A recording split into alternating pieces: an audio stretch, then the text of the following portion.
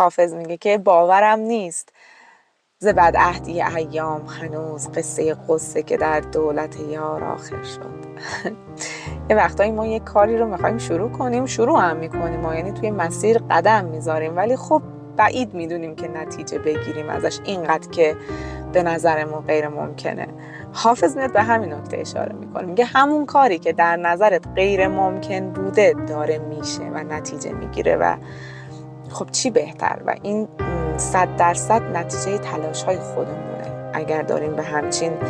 نقطه نزدیک میشیم، البته فقط تلاش هم نیست، باور شخصی من اینه که تلاش کافی نیست، اینکه کائنات برات دیده باشن، رسیدن به همچین چیزی هم خیلی برای من مهمه و به نظرم حقیقت داره این قضیه که آیا کائنات برات خواستن، اینو فقط تلاش